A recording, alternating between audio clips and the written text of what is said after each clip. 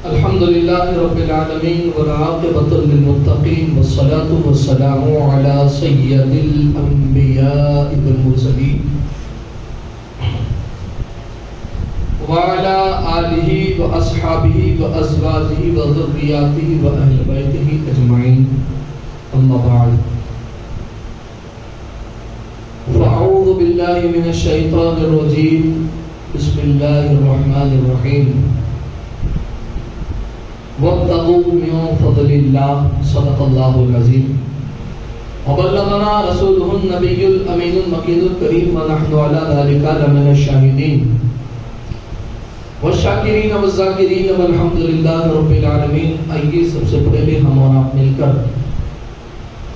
بارگاہ رسالت میں عقیدت و محبت کے ساتھ جی جا لگا کر غربت خضرامی آرام فرمانے والے آقا، لمبے لمبے ہاتھوں سے بھیک دینے والے داتا، بے قصوں کے قصب سہاروں کے سہارے، ہم گنہگاروں کی گناہوں بھری کشتی کو محشر میں خیمت ہارے، حضور رحمت عالم نور مجسم فخر آدم و بنی آدم، جناب پاک احمد مجتبی محمد عربی ارواحنا فدا صلی اللہ تعالی علیہ وآلہ وسلم کی بارگاہ مقدسہ میں جھوم جھوم کر بآواز بلند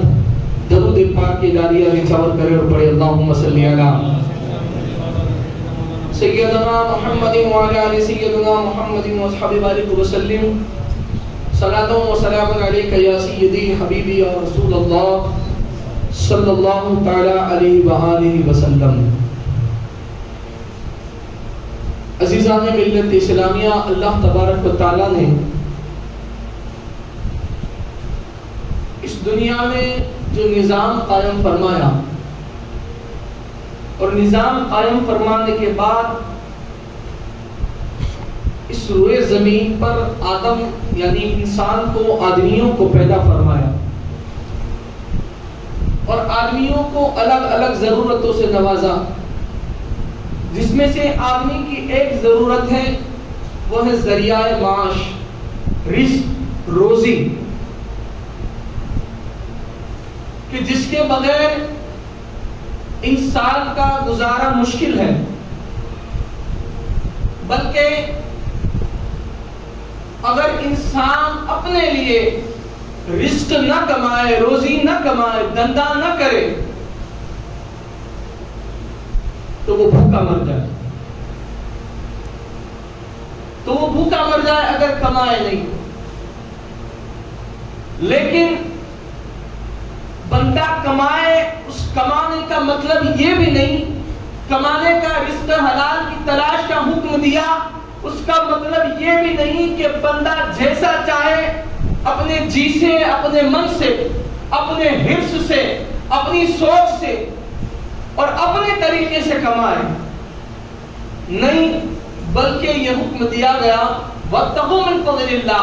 رب تبارک و تعالیٰ نے یہ حکم دے کر واضح فرما دیا کہ تمہیں اپنی حیات اور بقا کے لیے، خود رزق تلاش کرنی ہوگی، رزق کی جستجو کرنی ہوگی، یعنی تمہیں خود کمانا ہوگا۔ لیکن یہ فرما کر یہ بھی کئی جگہ پر واضح فرما دیا کہ وہ کمانا ایسا کمانا نہ ہوگا کہ جس سے اللہ اور اس کا رسول ناراض ہو،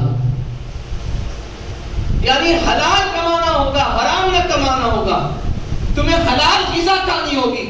اللہ رب العزت نے کلام پاک میں بھی شمار مقامات پر رزق کے حوالے سے بہت ساری گفتگو فرمائی۔ مثالی آیتوں کو نہیں پڑھ رہا اس لیے کہ چند منٹ کا وقت ہوتا ہے اور ہمیں اس درمیان گفتگو کرنی ہوتی ہے، لیکن صرف مفہوم یا ترجمے سنتے جائیں کہ کہیں رب تبارک و تعالیٰ نے فرمایا کہ تم طیب غذا کھاؤ، کہیں فرمایا کہ جو کچھ تمہیں زمین پر دیا گیا وہ سب چیزیں حلال جو دی گئی، تمہیں جو حلال چیزیں دی گئی وہ تم کھاؤ، اس کی تلاش کرو، رب نے اس کو تمہارے لیے پیدا فرمایا ہے۔ تو یہاں پر حکم یہ فرمایا کہ قسم حلال، رزق حلال کی تلاش کرنی ہوگی، تمہیں حرام لقمہ نہ کھانا ہے، اس لیے کہ اللہ تبارک و تعالیٰ نے تمہیں دنیا میں بھیج کر رزق کو تمہاری ضرورت بنایا، رزق کو تمہیں کمانا ہے، رزق تمہاری اہم ترین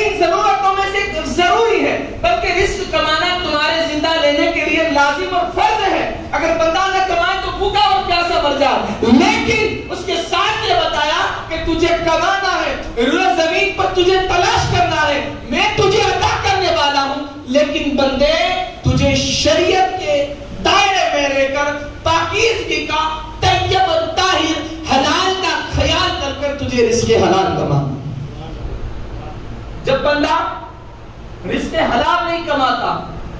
اور جیسا آیا ویسا لے لیا، کہیں جوا کھیل کر لے لیا، کہیں کسی سے چھین کر لے لیا، کہیں کسی کا حق مار لیا، کہیں شراب خوری کر کر لے لیا، کہیں دلالی ناجائز کاموں کی دلالی کر کر لے لیا، کہیں سود کما کر لے لیا، کسی سے کسی کا حق مار کر لے لیا، پھر ایسا بندہ آ کر ہم سے یا کسی سے یہ فریاد کرتا ہے، بہت کماتا ہوں، اللہ نے دیا بہت ہے لیکن سکون نہیں ہے، قرار نہیں ہے، چین نہیں ہے، میری اولاد ایسی ہے۔ ہاں تو بندے یہ تیرے رزق کا کمال ہے۔ جب رزق حرام ہوتا ہے، پاک نہیں ہوتا ہے، طیب اور طاہر نہیں ہوتا ہے، تب اس رزق میں، اس مال میں اللہ کی طرف سے سکون کو چھین لیا جاتا ہے، کیونکہ تو نے وہ رزق کمایا ہے کہ جس سے اللہ ناراض ہے، اس کا رسول ناراض ہے، تو نے وہ رزق کمایا ہے۔ تو اگر 1000 کی نہیں 1 کروڑ کی نیاز بنا کر کھلا دے اور تیرا وہ رزق حرام ہے، تو تو یہ مت سوچنا کہ وہ بندہ جو مرنے والا ہے بہت مالدار تھا، ہاں گنہگار تھا، اس نے حرام کا کمایا تھا، لیکن بندے کا عالم یہ تھا کہ نیکی کے کام بہت کرتا تھا، اس نے فلاں جگہ پر مسجد بنا دی ہے، اس نے فلاں غریب کی مدد کر دی ہے، وہ تو ہر سال اتنے 1000 یا اتنے لاکھ کی نیاز کرتا تھا۔ سن لو، اللہ تبارک و تعالیٰ کو نہ تمہاری اور میری بنائی ہوئی مسجد کی ضرورت ہے، نہ اس رب کو تیرے اور میری طرف سے کیا جانے والی نیاز کی نہ کسی اللہ والے کو ضرورت ہے۔ اللہ کو تیری کوئی اسی عبادت کی ضرورت نہیں، اور نہ ہی اللہ تیری عبادت کا محتاج ہے کہ تو جو حرام کر کے کرتا ہے، جبکہ حلال میں بھی اللہ محتاج نہیں، وہ وحدہ لا شریک کے دینے والا ہے۔ لیکن کوئی یہ خیال میں ہو، کوئی ہوا وچار نہ ہوئے، کوئی ایسی سوچ میں ہے کہ وہ بندہ بے شمار پیسہ کما لیا، حلال حرام کی تمیز نہیں تھی، حرام کا بھی تھا، اس نے مسجد بنا دی تو بخشا جائے گا، نہیں، بلکہ جان لو جو کام چاہے جائز بھی ہو، نیکی کا بھی ہو، اگر حرام مال سے کیا جائے، حرام مال سے کیا جائے، ناپاک مال سے کیا جائے، تو اللہ تبارک و تعالیٰ اس نیاز کے کھانے والے یا اس مسجد میں جانے والوں کی عبادتوں سے بھی سکون چھین لیتا ہے، کیونکہ اللہ پاک ہے اور وہ پاکی کو پسند کرتا ہے۔ اللہ نے یہ حکم نہیں دیا تمہیں جو پسند آئے تم کھاؤ، ہاں کھاؤ تو تمہارے لیے زمین پر بنایا، لیکن حلال ہو، لیکن حلال ہو۔ آج ہمیں دور دور تک نہ اللہ والوں کی زندگی سے واسطہ رہا، ہم آج سنی ہیں تو ایسے بدترین دور کے سنی بن چکے ہیں کہ جسے کوئی خیال نہیں، ہمیں اللہ والوں کا دامن، غوث پاک کا دامن پکڑنا ہے، لیکن صرف نیاز اور نعروں میں پکڑنا ہے، ان کے فرمان میں نہیں، ان کی زندگی کے عمل پر نہیں پکڑنا ہے۔ آج ہمیں اپنے مرشد کا دامن پکڑنا ہے، اس پر اپنی جان کو فدا کرنا ہے، لیکن اس کی کہی ہوئی بات پر عمل نہیں کرنا ہے۔ آج ہمیں جنت بالکل سستے میں چاہیے، ہم حضور کے امتی ہی بخشے جائیں گے، لیکن حضور کے فرمان پر عمل نہیں کرنا ہے۔ رب کی رحمت سے ہمیں بڑی امیدیں ہونی چاہیے، کیونکہ اس رب نے فرمایا لا تقنطوا من رحمت اللہ، کہ میرے غضب پر میری رحمت غالب ہے، اس رب کا فرمان ہے، رحمت پر امید ہونی چاہیے۔ لیکن بندہ مال حرام کا کھائے اور کہے کہ یہ اللہ کا کرم اور رحم ہے، تو یہ اللہ کا کرم اور رحم نہیں بلکہ اللہ کا عذاب ہے اس پر۔ ایک دن حضرت جنید بغدادی رضی اللہ تعالیٰ عنہ اپنے کئی شاگردوں مریدوں کو لے کر گزر رہے تھے، دیکھا بہلول جا رہے ہیں، بہلول جا رہے ہیں، کہا کہ میں ان کے پاس جانا چاہتا ہوں، پاس جا رہے تھے، شاگردوں نے کہا کہ ان کے پاس کہاں جا رہے ہیں، یہ تو دیوانہ، یہ مجذوب ہے، یہ دیوانہ، اس کے پاس کہاں جا رہے ہیں، کہا نہیں میں جانا چاہتا ہوں۔ جنید بغدادی جسے کائنات سید الطائفہ کے نام سے جانتی ہے، جو اپنے وقت کے کامل صوفی اور بزرگ اور علماء رہے ہیں، حضرت جنید بغدادی بہلول کے پاس جاتے ہیں، حضرت بہلول کے پاس جا کر کہتے ہیں کہ السلام علیکم۔ حضرت بہلول جواب دیتے، کہا کون؟ بہلول نے پوچھا کون؟ کہا میں جنید۔ کہا تم جنید ہو؟ کہا ہاں میں جنید ہوں۔ کہا کھانے کے آداب جانتے ہو؟ بہلول نے کہا کھانے کے آداب جانتے ہو؟ جنید نے کہا ہاں جانتا ہوں۔ کہا کہو؟ کہا کہ بسم اللہ بول کر کھایا جائے، سیدھے ہاتھ سے کھایا جائے، سر پر اوڑھ کر کھایا جائے، چھوٹے چھوٹے لقمے لیے جائے، چبا چبا کر کھایا جائے، کھانے کے بعد الحمدللہ کہا جائے۔ بہلول کھڑے ہو گئے، کھڑے ہونے کے بعد اپنا دامن جو تھا، جو کپڑا نیچے پڑا تھا، وہ جھاڑا اور کہنے لگے میں تو تمہیں بڑا عالم سمجھتا تھا، لیکن تمہیں تو کھانے کے آداب بھی پتہ نہیں۔ کیا کہا؟ تمہیں تو کھانے کے آداب بھی نہیں پتا ہے۔ اور بہلول چلنے لگے۔ جو شاگرد حضرت جنید بغدادی کے ساتھ تھے کہا کہ حضرت استاد گرامی ہم نے پہلے ہی کہا تھا یہ دیوانہ ہے، آپ اس سے کہاں منہ لگ رہے ہیں، آپ اس کے پاس کہاں جا رہے ہیں، یہ دیوانہ ہے، اسے یہ کیا جانے۔ کہا کہ یہ جو جانتے ہیں وہ تم بھی نہیں جانتے۔ کہا نہیں کہ پیچھے جانا ہے۔ جنید پھر چلنے لگے، شاگردوں نے منع کیا لیکن چلنے لگے بہلول کے پیچھے۔ پھر ایک مقام پر رکے، کہا تم کون؟ کہا میں جنید ہوں۔ پھر ایک طویل گفتگو ہوئی، وقت نہیں کہ وہ سارے سوالات جوابات میں بتاؤں، لیکن مختصر سی بات میں جو مقصد مجھے کہنا اس تک میں پہنچ رہا ہوں۔ پھر گفتگو ہوئی، پھر جنید بہلول چلنے لگے، پھر حضرت جنید چلے، پھر ایک مقام پر ٹھہرے، پھر جنید بہلول نے اپنا دامن جھاڑا چلنے لگے، پھر جنید نے روکا، پھر بہلول نے کہا کون؟ کہا کہ ایک ان پڑھ ہوں اور آپ سے کچھ سیکھنے آیا ہوں۔ یہ کون کہہ رہا ہے؟ جنید بغدادی۔ جنید کہہ رہے ہیں کہ ان پڑھ ہوں، آپ سے کچھ سیکھنے آیا ہوں۔ کہا تمہیں سے تو میں نے پوچھا تھا کھانے کے آداب۔ کہا ہاں۔ کہا میں نے جو پڑھا تھا وہ میں نے کہا۔ جنید کہتے ہیں میں نے جو پڑھا تھا وہ میں نے آپ سے کہا۔ کہا کہ کھانے کا سب سے پہلا، سننا غور سے، کھانے کا سب سے پہلا آداب یہ ہے کہ رزق حلال ہو، لقمہ حلال ہو، روزی حلال ہو، دسترخوان پر رکھی ہوئی چیزیں حلال مال سے کمائی ہوئی ہو اور حلال چیزیں۔ تمہیں تو یہ بھی پہلا آداب بھی معلوم نہیں تھا۔ جنید نے تو گنایا تھا بسم اللہ بول کر کھانا، سیدھے ہاتھ سے کھانا، چھوٹے لقمے کھانا، کھانے کے بعد الحمدللہ کہنا، ایک پاؤں ایک زانو سے بیٹھنا، سر پر ٹوپی اڑنا، بالوں کو ڈھانکنا۔ کہا نہیں، سارے بعد میں سب سے پہلا کھانے کا آداب یہ ہے کہ لقمہ حلال۔ یہاں پر سرکار دو عالم صلی اللہ علیہ وسلم نے وہاں حضور علیہ السلام نے ایک شخص کا ذکر فرمایا۔ اللہ کے رسول صلی اللہ علیہ وسلم فرماتے ہیں کہ ایک شخص ہے جو خانہ کعبۃ اللہ میں کھڑا ہے، کعبۃ اللہ کے قریب کھڑا ہے، جس کے سامنے حجر اسود ہے، حتیم ہے، میزاب رحمت وہاں کھڑا ہے، بال بکھرے ہوئے ہیں، جسم پر کپڑے گرد آلودہ ہیں، لمبے لمبے ہاتھ ہیں، کہہ رہا ہے یا رب یا ربی یا ربی اش اش اکبر، یا ربی اش اش اکبر۔ حضور فرماتے دعا کر رہا ہے، وہ کبھی ملتزم سے لپٹ کر دعا کر رہا ہے، کبھی حجر اسود سے لپٹ رہا ہے اور دعائیں مانگ رہا ہے، کبھی میزاب رحمت کے نیچے حتیم کے اندر دعا مانگ رہا ہے، کبھی غلاف کعبہ کو پکڑ کر دعا مانگ رہا ہے۔ اور ایسی حالت ہے کہ اس کے قریب سے نکلنے والے کو اس پر رحم آ جائے، اس کے قریب سے، اس کے بازو میں سے جو گزرے، اس کے حالات سچویشن دیکھ کر اس کو اس پر رحم آ جائے، کیا اس رب کو نہیں آئے گا اس پر رحم؟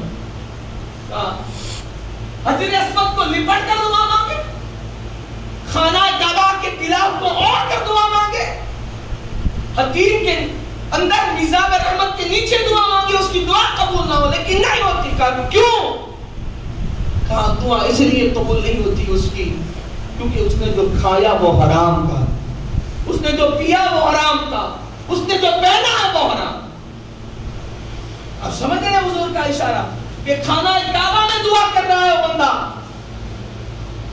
حجر اسود سے لپٹ کر، کبھی میزاب رحمت کے نیچے، حتیم جو خانہ کعبہ کے اندر کی جگہ جسے کہا جاتا ہے وہاں اندر دعا کر رہا ہے، لیکن دعا قبول نہیں ہوتی، وجہ یہ کہ کھایا وہ حرام تھا، پیا وہ حرام تھا، پہنا وہ حرام۔ لمبے لمبے ہاتھ لیکن حرام۔ مولانا رومی رضی رحمت و رضوان فرماتے ہیں کہ ایسا بندہ جو حرام کھاتا پیتا یا حرام کماتا ہے اس کی تو کوئی دعا قبول نہیں ہوتی، لیکن جو نیک بندے